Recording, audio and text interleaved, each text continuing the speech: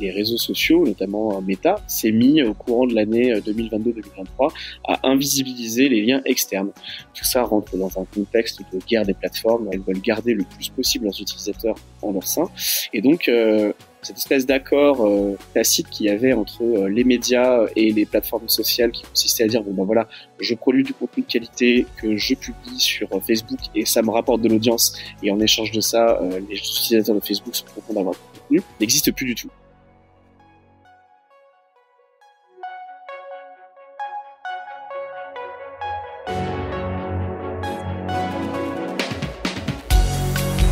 Bienvenue dans Mediarama, le podcast du futur des médias.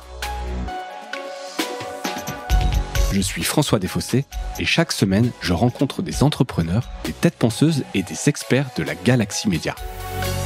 Ce podcast est proposé par Cosa Vostra, agence de conseil tech et créative. Retrouvez-nous sur cosavostra.com.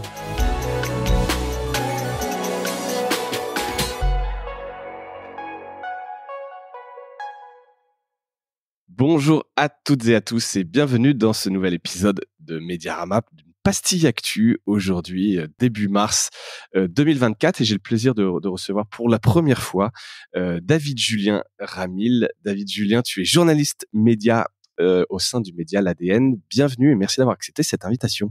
Eh bien, merci de m'avoir invité et bonjour à tous. C'est très cool de t'avoir. Donc, moi, je t'ai découvert par tes super papiers où tu traites du web, des médias numériques sur l'ADN. Donc, c'est un vrai plaisir de t'avoir. Tu viens ici donc pour commenter l'actualité médiatique, mais aussi donc un des articles qui m'a un peu interpellé que tu as écrit en février. Et donc, je suis content d'en discuter avec toi. Il s'agit d'un article sur le journalisme web, va-t-il mourir? Donc ça va être le premier item dans le menu de cette pastille actu, mais on va également parler de l'UX vertueuse du Guardian avec une petite nouveauté dans la manière de présenter certains articles. On va parler également donc d'un autre article de l'ADN sur l'usurpation de voix, de deepfake avec l'IA, donc quelque chose de très concret qui touche nos youtubeurs français. Un petit entrefilet sur François et enfin une recommandation de lecture à lire dans la revue des médias par Mathieu Deslandes sur le plus grand menteur du web. Voilà pour le menu de cette pastille actu. On commence tout de suite, donc je le disais, par un de tes articles assez récents, en février, si récent que ça, mais pour nous ça l'est, et je mettrai évidemment le lien dans les notes de l'épisode. Le journalisme web va-t-il mourir? Est-ce que tu peux nous donner un peu le point de départ de cet article? Oui, donc en fait, c'est un papier qui a été inspiré par un article du New Yorkers à la base, qui faisait un petit peu la recension d'un peu des journalistes tombés au four d'honneur dans cette année 2023, notamment, enfin surtout aux États-Unis. Dans mes souvenirs, c'était quelque chose comme plus de 20 000 emplois qui ont été supprimés, tous médias confondus, que ce soit journalisme web ou même aussi podcast. Et aux États-Unis uniquement. Hein. Ouais, aux États-Unis uniquement. On est parti un peu de ce point de départ-là et c'était aussi une continuité d'un travail qu'on a commencé à partir du mois de septembre et qui partait d'une constatation que nous-mêmes on faisait à l'ADN, qui était nos audiences sont en train de dévisser. Qu'est-ce qui se passe?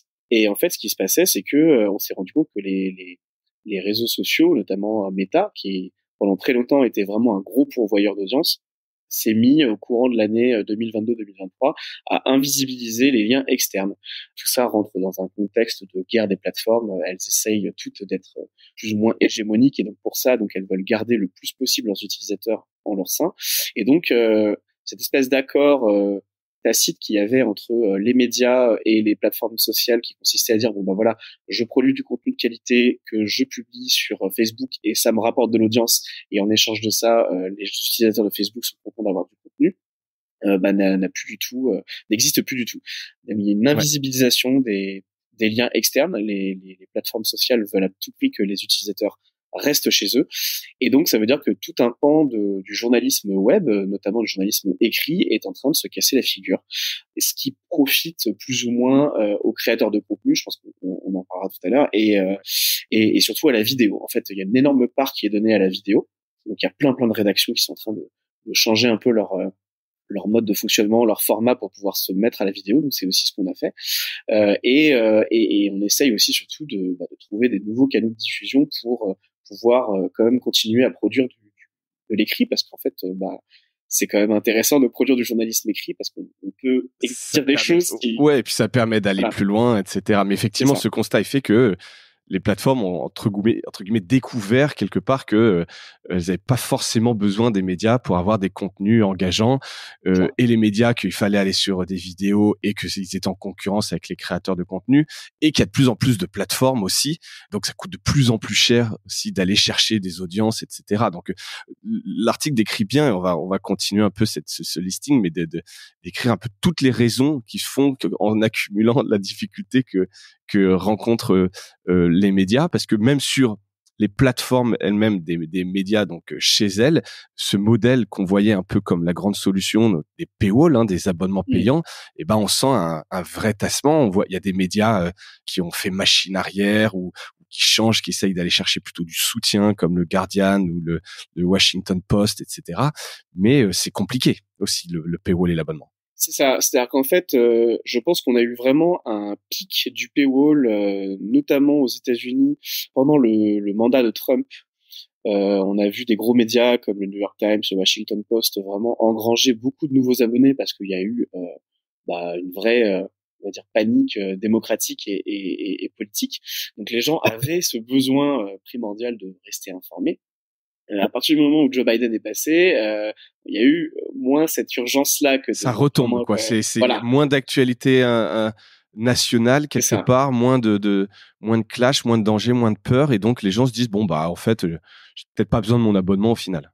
Tout à fait. En tout cas, c'est devenu aussi une question aussi d'économie, parce que on a vu aussi l'inflation vraiment grimper de manière très très forte.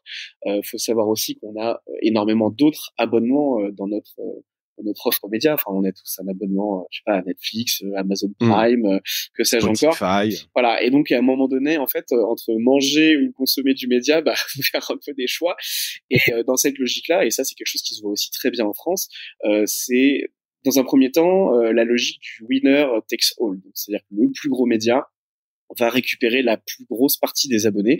En France, c'est Le Monde. C'est Le Monde, voilà. Après, il y a d'autres gros médias, bien sûr, qui ont beaucoup d'abonnés, mais Le Monde, de manière globale, c'est eux qui ont vraiment le plus la plus grosse base.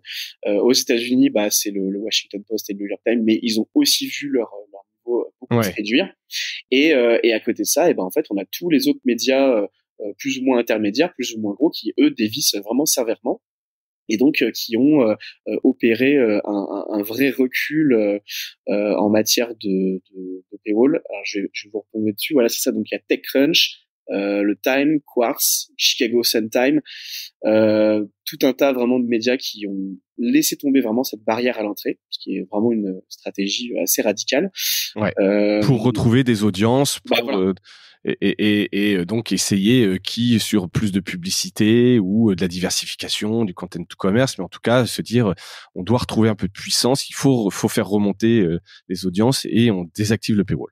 C'est ça, et en plus c'est un équilibre qui est pas toujours évident, parce que comme on disait avant, c'est que même si on désactive le paywall, ça veut pas forcément dire qu'on retrouve une forme de visibilité parce que les réseaux sociaux ne jouent plus vraiment le jeu. Donc ça demande de savoir doser entre les revenus publicitaires qu'on peut avoir, le studio qui peut travailler à côté. Voilà, c'est vraiment un numéro d'équilibriste qui n'est pas évident en ce moment. Ouais, c'est clair. Avec quand même quelques lueurs d'espoir pour ceux qui ont un contenu très différenciant ou assez professionnel, comme vous citez dans l'article Politico, Bloomberg, Don Jones, ceux qui sont B2B ou vraiment sur du contenu de niche qu'on ne trouve pas ailleurs et pour lequel les gens sont prêts à payer très cher. Il y a deux stratégies qui se battent et qui sont assez intéressantes. C'est d'un côté effectivement le contenu niche à portée financière, économique, qui va s'adresser à un public de gens qui travaillent dans des entreprises et donc où les entreprises peuvent se permettre de payer un abonnement relativement cher. Donc là, ils vont avoir de l'info qui sera effectivement très niche, pas forcément grand public. On peut aussi se poser la question de l'aspect démocratique du journalisme, qui peut-être lui aussi peut être en brèche là-dessus. Et d'autre part, un journalisme plus grand public qui va être intégré au sein de bundles d'abonnements. Donc c'est ce que fait le Times depuis quand même quelques années. Faut savoir que le Times, les 3/4 des gens qui s'abonnent, ils s'abonnent pas pour lire les news. Pour le média. ils s'abonnent parce qu'ils ont les mots fléchés et les recettes de cuisine. Et l'information et le vient sport, voilà. etc. Wordle. C'est ça. Donc on peut imaginer que C'est plus un média. bah c'est un média de manière globale, mais l'information fait partie d'une offre beaucoup plus Global, de importante, entertainment, globale. infotainment, Voilà.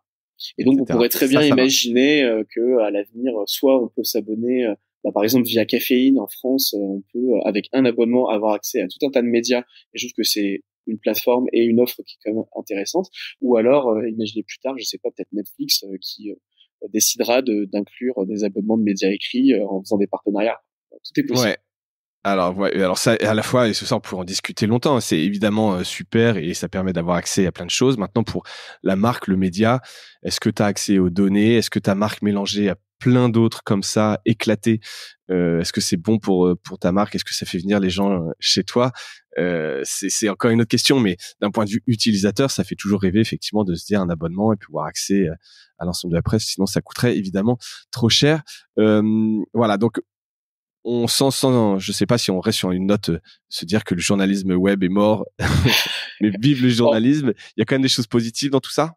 oui, donc c'est vrai qu'effectivement, on est obligé un peu de dramatiser les choses dans le titre, mais je pense que ce qui est intéressant à voir, c'est qu'en tout cas, les marques médias, elles ont quand même toujours leur importance quand il y a des problèmes démocratiques entre guillemets. C'est quand même quelque chose sur lequel on va pouvoir se baser, et je pense qu'on verra dans les années à venir, les élections étant quand même relativement incertaines sur le résultat, notamment aux États-Unis. Ça pourrait très bien faire un espèce de rebond si Trump revient au pouvoir.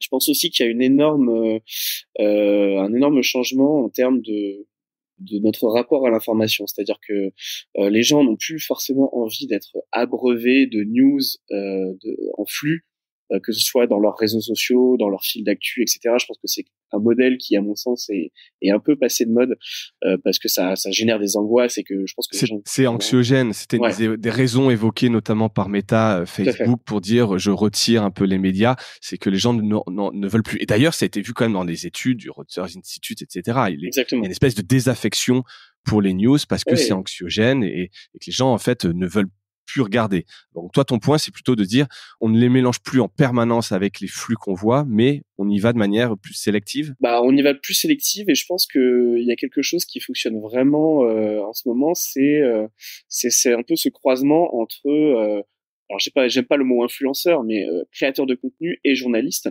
Ouais. Le point commun sur lequel ils peuvent travailler, c'est la relation parasociale. C'est-à-dire que ce que les créateurs de contenu font vraiment bien, c'est de créer une espèce d'espace au sein d'un internet gigantesque. C'est une espèce de bulle dans laquelle ils vont emmener des gens au sein de leur univers et leur parler de sujets qui peuvent être toujours passionnants. Et les journalistes, en fait, ils peuvent vraiment s'en inspirer. Et il y en a certains qui le font déjà, qui vont utiliser aussi des plateformes comme Twitch. Samuel Etienne, Euh, par exemple. voilà, on peut parler de Samuel Etienne, qui, je pense, est le gros exemple en France. On peut même évoquer, alors c'est quelque chose de très différent, mais quelqu'un comme Hugo Décrypte, lui, il va aussi jouer sur le parasocial, mais il va quasiment reproduire une espèce de 20 heures pour la génération Z, beaucoup plus resserré, avec seulement 5 ou 6 sujets vus en 5 minutes, et qui fait le job. Honnêtement, Ouais. concrètement, voilà, ça fait vraiment le taf. Et en fait, voilà, je pense que on a vraiment ce besoin de personnaliser, d'incarner, pardon, l'information. Incarné. Mm. Et ce qui se voit aujourd'hui, et ce qu'on a pu voir ces dernières années aux États-Unis, c'est qu'un média commençait à se casser la figure. Les journalistes un peu stars, qui avaient déjà réussi à développer sur X, enfin ex-Twitter, ou sur Facebook, déjà une certaine communauté, bah en fait sont partis de ces médias-là et ont monté leur propre newsletter, et ils ont réussi à vraiment transformer l'essai en ayant une base d'abonnés payants. Le dernier exemple en date que je trouve vachement intéressant, c'est 404 Médias, donc qui est un Mm. média monté par des anciens de Motherboard, qui était la verticale tech de Vice. Ouais. Et donc, c'était monté par 4 journalistes, vraiment dans une espèce de micro-rédac, 4 personnes, pas de chichi, pas de studio, rien du tout. On fait directement payer les gens par un abonnement, par un soutien, voilà, donc Très direct. direct. Et le média cartonne à mort. Moi, je vois leurs articles énormément. Ils ont de l'info, ils ont de l'exclu. On sent que voilà, déjà il y a un vrai travail journalistique qui est fait dessus, mais ils ont aussi une vraie communauté qui les suit, et ils font voilà un travail journalistique incroyable. Donc il y a toujours des possibilités entre guillemets de s'en sortir, mais Je pense que ça va plus se voir d'un point de vue individuel ou toute petite structure qui vont monter, agile, voilà. un peu sur des verticales. On peut pas non plus tout traiter, ou alors il y a des exceptions un peu à la Hugo Décrypte, effectivement, parce qu'il a été probablement un des premiers. Ouais. Il a trouvé sa communauté, mais voilà, donc agile, une verticale, très expert et sans chichi, comme tu le dis, petite structure en direct avec les lecteurs. Et donc là, il y a des succès, il y a des belles histoires, et ça nous permet de rester sur une note positive sur cet article. Mais bon, c'est intéressant effectivement de voir de voir quand même l'évolution, hein, puisque voilà, je sais pas quel âge t'as, moi j'en ai quasiment 44, on a quand même bien... Je viens d'avoir les 40 là, ça y est. Bon bah voilà, tu vu l'évolution, et on pouvait se dire il y a 20 ans, voilà, le journalisme print est mort, et tout l'avenir c'est le journalisme web. Bon, il a quand même été bien secoué, hein. Et cet article, voilà, c'est assez intéressant de faire cette énumération. On n'a pas parlé de l'IA, mais on va en parler sur un autre sujet là dans quelques minutes. Ça reste une industrie en perpétuelle évolution. Qui n'en finit pas de mourir, en fait. J'ai l'impression qu'on annonce sa mort continuellement parce qu'en fait, effectivement, elle bouge beaucoup, elle est à l'avant-poste de toutes nos pratiques médiatiques. Oui. Et nos pratiques médiatiques, elles sont bouleversées de 5 ans en 5 ans, de 10 ans en 10 ans, et en fait, on est obligé de s'adapter en tant que journaliste. Mais moi, je reste persuadé que le journalisme en tant que tel, c'est une valeur auquel les gens tiennent. Enfin, c'est quelque chose que les gens ont besoin et ont envie. Et quand des journalistes proposent un bon format, des bonnes choses intéressantes à lire, il y aura toujours des gens pour les consommer et payer pour ça. Et payer pour ça d'une manière ou d'une autre. Oui. On retraverse l'Atlantique, on va au Guardian. Petite nouveauté en termes du X que je trouvais intéressante de mettre en avant dans cette pastille actu. Il référence désormais les articles qui sont lus le plus longtemps et non plus uniquement les plus lus. Et donc eux, ils traduisent ça comme les deeply read ou lus avec attention en bon français. Si on parle en termes marketing, c'est le taux de complétion qu'on a aussi dans les podcasts, savoir en fait si un article a été vraiment lu jusqu'au bout, et donc calculer le ratio entre sa longueur et le temps de lecture, et ça permet d'avoir des tops articles totalement différents de juste les plus lus. Je trouvais ça assez pertinent. Est-ce que ça t'inspire quelque chose dans cette guerre de l'attention qu'on a en permanence?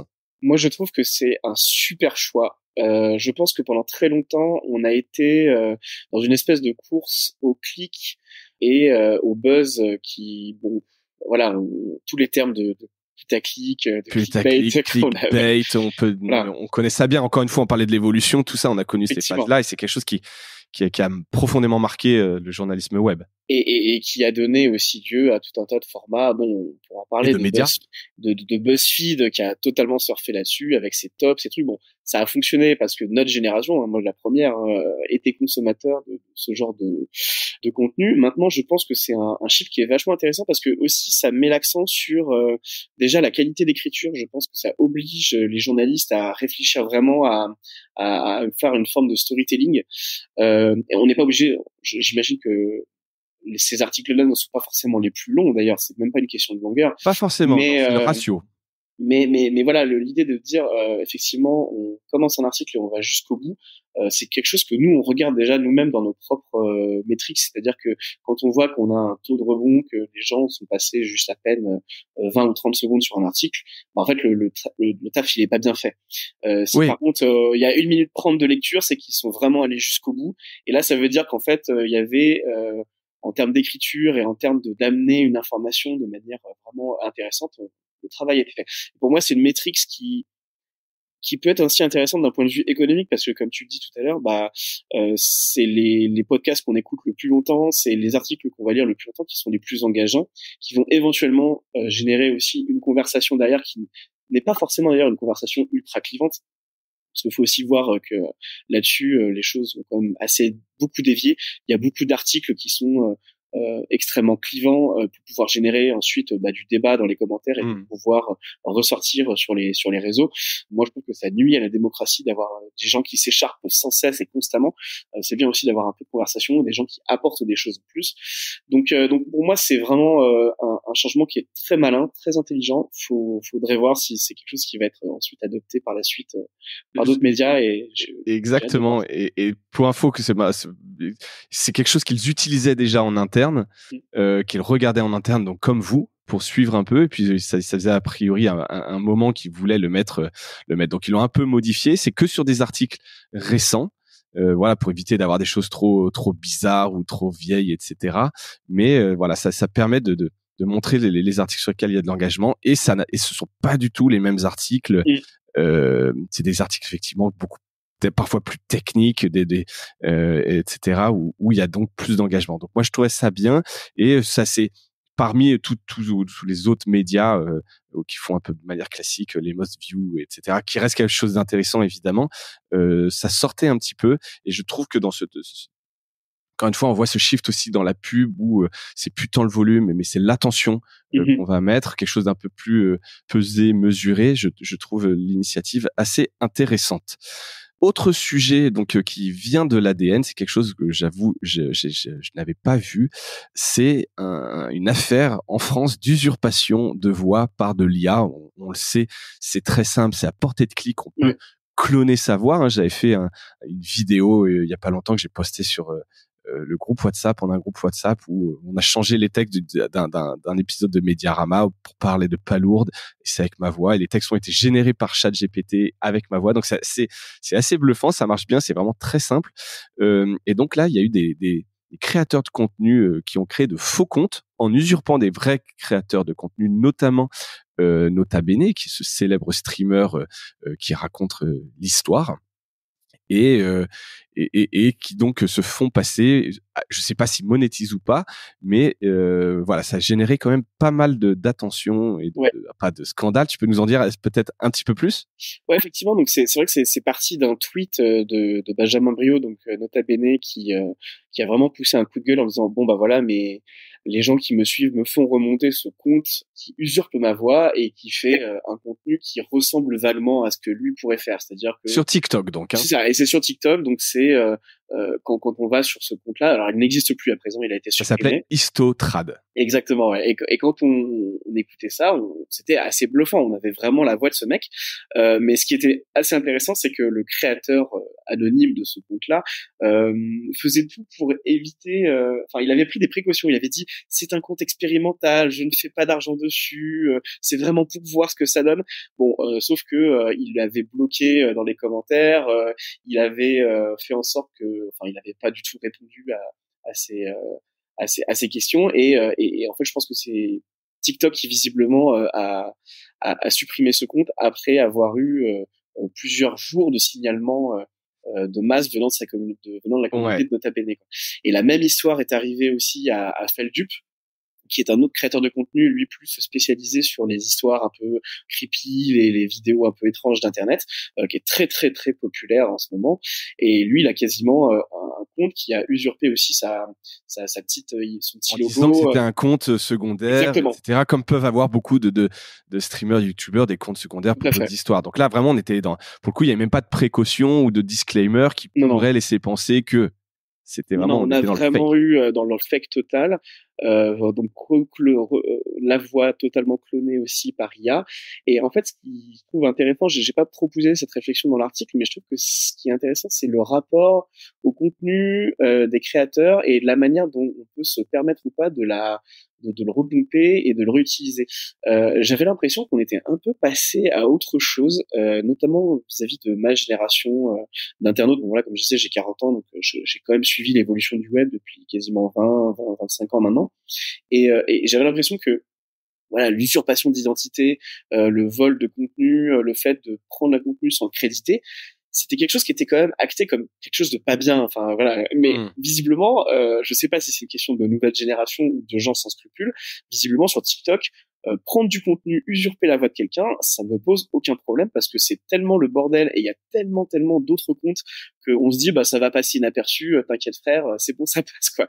Et je suis assez étonné de ce manque d'éthique. Et du coup, je me dis, bah, c'est un travail qu'il faut toujours un peu remettre, c'est-à-dire, bah, en fait, oui, les créateurs de contenu, ils travaillent, littéralement, ils gagnent leur croûte avec ça. Leur voix et leur contenu, c'est leur instrument de travail. Et donc, l'usurper, bah, il faudrait des outils qui évitent ce genre de choses. Et ce que Benjamin Briot me disait, c'est que autant YouTube est relativement réactif voilà sur cette histoire-là, parce que aussi ils ont des comptes quand même assez importants. Ils beaucoup de gens qui les regardent de manière très régulière, donc ils peuvent parler à des humains, et ça c'est très important d'avoir pas forcément un service SAV, mais au moins ne serait-ce qu'avoir quelqu'un au bout d'une boucle de mail qui dit bon bah ok, je vais jeter un œil, effectivement ça va pas, on règle le problème. Et lui il me disait en 2 heures de temps, les sur contenus YouTube, sur YouTube, sur 2 heures de temps, il est capable de régler un problème. Voilà. Là, ça lui a pris plus d'une semaine pour TikTok. Il dit, il y a personne qui répond. Quand ça me répond, c'est que des réponses automatiques. C'est une catastrophe. Et ça pose la question de se dire, bah voilà, ces plateformes, effectivement, tout le monde peut participer. Mais quand on regarde vraiment dans les faits, le web est en train de se professionnaliser. C'est-à-dire que il y a de moins en moins de gens un peu random comme qui posent du contenu, et surtout quand c'est de la vidéo, parce que c'est plus compliqué de se filmer et de faire du contenu vidéo que de faire de l'écrit, mine de rien. Donc en fait, on a vraiment une professionnalisation de la création de contenu sur les réseaux. Et ces gens-là, bah en fait, ils travaillent, ils gagnent leur croûte avec ça. Et s'ils n'ont pas derrière une plateforme avec un vrai SAV et un vrai canal avec lequel ils peuvent parler, bah ça commence à poser problème. C'est pas très sérieux tout ça. Non, c'est clair. Et tu vois, je reviens sur Facebook dans des groupes. Là, je pense à celui de The Audiencers monté par les équipes de Pool où il y a pas mal de gens du marketing. Le nombre de personnes qui demandent des contacts chez Facebook, Meta parce qu'ils ont des problèmes et il y a personne. Personne. C'est hallucinant. Alors on sait que voilà, et bon, il y a des engagements dont on parlait tout à l'heure des médias, mais se dire que tu es un grand média donc avec une résonance nationale que tout le monde connaît et que tu peux pas avoir un humain à qui parler, ça paraît assez dingue. Et là, TikTok, c'est ça, parce qu'on parle quand même de gros producteurs de contenu, Nota Bene, Feldup, c'est pas des petits qui sortent de nulle part. Ils mettent plus d'une semaine à régler un truc grave de faux comptes, etc. Feldup, c'est toujours pas réglé, hein. Le compte est toujours en ligne malgré les signalements, quoi. Et parce qu'en fait, il n'y a que les célébrités entre guillemets qui ont le droit de faire un appel à l'usurpation d'identité et à charge de décider si Feldup est une célébrité ou pas. Et visiblement, TikTok considère que ce n'est pas une célébrité, donc il en a rien. D'accord, donc lui, le compte est toujours, il est toujours là, quoi. Et ça me fait juste penser à un dernier truc qui est intéressant, c'est-à-dire que pendant très longtemps, les médias sociaux, avant même qu'on les appelle les médias, mais les réseaux sociaux, étaient vraiment en mode nous ne sommes que une plateforme, nous ne sommes pas responsables du contenu qui est publié chez nous. Et ils se sont vraiment cachés derrière ce petit doigt juridique. Parce que pendant très longtemps, les providers, enfin les plateformes sociales ainsi que les hébergeurs de blogs à l'époque n'étaient pas pénalement, juridiquement responsables du contenu qui était publié. C'est une manière de protéger un peu le business, c'est de dire bon bah on va attaquer la personne qui publie un contenu problématique et non pas le réseau en lui-même. Mais maintenant, on voit bien qu'en fait, ils se cachent derrière cet argument-là pour ne en avoir rien à faire et ne pas avoir à faire face à leurs responsabilités. C'est vraiment problématique. Et c'est en train de changer aux États-Unis. Il y a toute une réflexion autour de comment est-ce qu'on considère ces plateformes. Est-ce que c'est des médias? Auquel cas, ils ont une ligne éditoriale, ils ont une responsabilité juridique, et auquel cas, ils peuvent être attaqués sur ce genre de choses. Écoute, ça, c'est un grand sujet dont on va continuer de parler, effectivement. Moi, je pense il faut se battre avec ces plateformes pour qu'elles reconnaissent aussi leurs responsabilités, parce que c'est vrai que c'est parfois un peu facile de se dire, nous, voilà, on n'est pas responsables, c'est juste, on est des passeurs de contenu. En tout cas, voilà, assez intéressant ce côté IA, la facilité de plagier du contenu, même audio, et donc d'utiliser quelque part, ce que dit Benjamin Brio, hein, Nota Bene, sa marque, parce que sa voix en tant que streamer, bah, ça fait partie totalement de ses actifs, de ses assets, de sa marque. Voilà, quelque chose qui peut être plagié aujourd'hui hyper facilement. C'est une vraie boîte de Pandore. L'IA, c'est une vraie boîte de Pandore. On parle pas là de fake news politique avec des grosses organisations qui ont des moyens. Là, on parle de n'importe qui en quelques minutes qui peut totalement venir plagier sans que les plateformes réagissent en l'occurrence. Donc, il y a quand même beaucoup de warnings là-dessus à suivre. J'espère que il y aura la possibilité demain de pouvoir signaler ça et que ça aille un petit peu plus vite. Petit entrefilet, rien à voir. François, dans le collimateur du Conseil d'État, on avait déjà évoqué que la CPPAP, un ministre de la Culture à l'époque voulait en fait supprimer la reconnaissance spell IPG. Alors c'est beaucoup d'acronymes dans ce monde. La commission paritaire qui voulait retirer la reconnaissance information politique générale du site François, suite un peu à ses dérives pendant la crise du Covid et être relais de thèses un peu complotistes. Ils avaient fait appel au tribunal administratif qui avait été entendu et donc là, il y a le Conseil d'État qui réclame à nouveau un réexamen de ce statut du service de presse en ligne. Je ne sais pas si tu avais suivi un peu l'histoire de François pendant la crise sanitaire, cette espèce de descente un peu aux enfers de ce média qui résonne pourtant, hein, on parlait de grands noms, etc., à résonance nationale. François, ça l'était. Ah bah là, on parlait d'usurpation. Ouais, c'est là, c'est presque une autre forme d'usurpation. Une usurpation de marque. Oui, c'est une catastrophe. En fait, c'est là où on se voit que, François était clairement un média déclinant. Je sais plus exactement dans quelles circonstances il a été racheté, il me semble. Il a été racheté plein de fois par un marque russe ou de l'Est, je sais plus exactement. Et puis il y a eu différents trucs. Et au final, c'est plus qu'une marque rachetée au tribunal pour quelques milliers d'euros. Exactement. C'est une coquille vide, en fait. Une coquille vide qui a été vraiment utilisée pour faire passer le loup dans la bergerie, on pourrait le dire comme ça. Enfin, c'est-à-dire que ce qui est assez étonnant aussi et intéressant, c'est de voir que la sphère complotiste, conspirationniste, elle a quand même besoin de s'accrocher à des marques médias pour avoir une certaine forme de légitimité, même si c'est que de la para, quoi. Et je trouve ça assez intéressant, même étonnant, parce que je me dis, ces gens-là ont des communautés extrêmement fortes sur les réseaux, ils fonctionnent en vase clos. C'est presque des sectes finalement, mais il y a toujours cette envie de se dire voilà, on est François maintenant et François doit avoir une voix qui compte plus ou moins dans le monde médiatique. En tout cas, c'était un sacré coup de leur part et je suis étonné que François puisse encore être considéré comme un média à part entière. Enfin, c'est vraiment. Et ça l'est, hein, jusqu'à présent, c'est toujours un média d'information politique générale, donc c'est avec des avantages fiscaux, avec la possibilité de se voir attribuer des subventions publiques, des journalistes, etc. Donc voilà, ils se sont battus sur le terrain administratif pour gagner du temps. Voilà, mais là, le Conseil d'État remet ça sur la table. À suivre, en tout cas, l'aventure François qui n'en finit pas un peu d'animer les médias. Dernière petite news, alors plus une recommandation de lecture à lire dans la revue des médias par Mathieu Deslandes qu'on ne présente plus, qu'on aime beaucoup, en tout cas qui fait un super travail et qui a fait une interview en fait de quelqu'un que je ne connaissais absolument pas, je sais pas si c'est ton cas, qui s'appelle Tommaso De Benedetti, un Italien, donc ancien journaliste, reconverti en faiseur de fake news. Il piège la presse en fait en créant des faux comptes sur X, sur Twitter et en relayant des fake news. Alors avec une motivation un peu obscure qui est d'alerter sur les dérives des médias, parfois vraies, à relayer des infos sans bien les vérifier, les recouper, mais qui en fait contribue lui-même à rendre moins crédible parce qu'il fait vraiment un travail de faussaire assez pointu. Il raconte tout ça et donc voilà, ça le fait marrer, il raconte ça. Il a commencé en tant que journaliste et il a fait des fausses interviews. Et je pense là vraiment en mode fausse interview parce qu'il n'arrivait pas à voir les personnes qui voulaient interviewer. Il s'est fait prendre la main dans le pot de confiture, comme on dit. Et puis depuis, il s'est un peu reconverti là-dedans. Je sais pas si tu connaissais son histoire. Pas du tout. Alors, il y a déjà eu des histoires de grands faussaires comme ça, journalistiques, qui ont pu pendant des années tromper leur rédac chef. Je trouve qu'il est gonflé quand même de de se dire oui en fait maintenant que ma carrière de faussaire est terminée, je vais en faire quasiment une espèce de ligne éditoriale.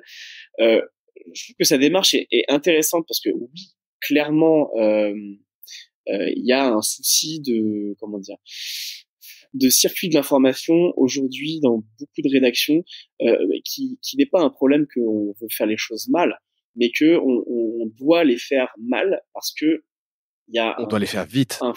Un manque de moyens et une espèce de course un peu course à l'oignon qui est vraiment impossible à zapper. Et la vérification de l'information, effectivement, c'est un pilier du journalisme. C'est quelque chose qui doit être un peu au cœur de notre travail. Malheureusement, c'est souvent oublié ou en tout cas fait de manière un peu secondaire, pas forcément avec sérieux. Il y a encore des médias qui ont des fact-checkers internes, qui ont comment on appelle ça, des cellules de fact-checking. Oui, voilà, qui peuvent voilà éventuellement faire un travail, notamment pour les travails d'enquête. Maintenant, c'est vrai que on voit souvent passer effectivement des interviews mal préparées avec des gens dont le background n'a pas été très checké. Il y a eu une affaire notamment là, New York Times qui est en train de ressortir avec une journaliste qui au Moyen-Orient, je ouais, crois. Tout à fait, voilà, je me souviens de cette histoire il y a 2-3 ans. Ah non, c'est beaucoup plus récent sur des articles qui ont été sur le massacre du 7 octobre. Oui, c'est ça. Pardon, non, on parle pas de la même histoire. Non, en fait, il y a eu des histoires.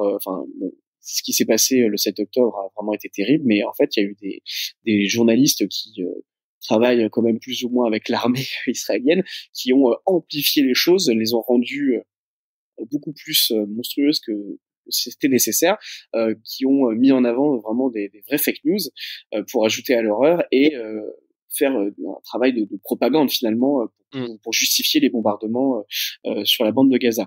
Voilà, et en fait il y a tout un travail de fact-checking qui vient bien beaucoup trop tard. Plusieurs mois après, on se rend compte que vraiment ça n'avait pas été fait. Il n'y a eu aucune vérification. Donc là, oui, la question de la vérification de l'info, elle se pose surtout dans ces moments-là où tout est très très tendu et où on a besoin d'être au cordeau sur les faits, quoi. Où vraiment, il faut pas dire plus que ce qui s'est passé, quoi. Ce qui est déjà la réalité déjà. Notamment au bombardement de l'hôpital, etc. Justement. Voilà. Donc là, il y avait cette histoire de 40 bébés décapités, par exemple, pendant lors de ce massacre, ce qui était totalement faux. Voilà. Donc voilà, effectivement, cette démarche de challenger les médias en disant vous ne vérifiez pas l'information, soit, ok, très bien, je pense que c'est une critique qu'on peut tous entendre. De là à aller faire des comptes ultra faux, se faire passer vraiment pour faire un travail de faussaire, pour ça.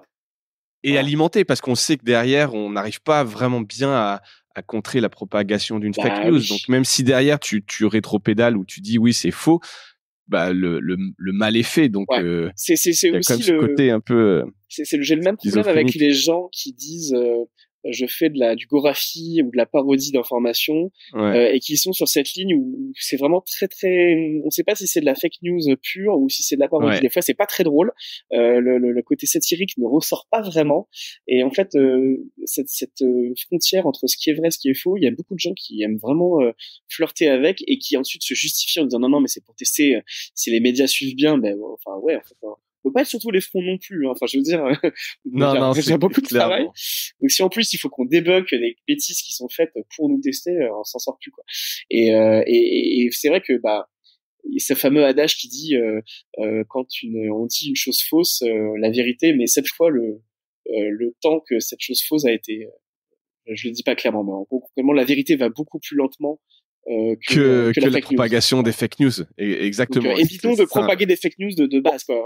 Voilà, juste pour démontrer qu'elle se propage. Je suis assez d'accord. En tout cas, un truc assez rocambolesque, une interview bien travaillée par Mathieu Deslandes. Donc, il s'appelle Tommaso De Benedetti, à lire sur la Revue des médias, l'excellent média sur les médias de l'INA.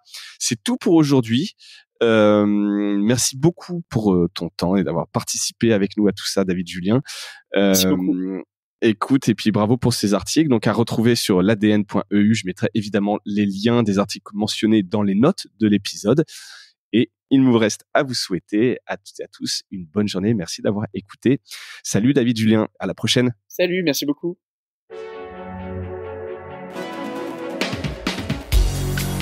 Voilà, Mediarama s'achève. Si cet épisode vous a plu, n'hésitez pas à le liker et le partager. Et puis, si vous souhaitez être accompagné par notre agence Cosa Vostra, contactez-moi par mail mediarama@cosavostra.com. Portez-vous bien.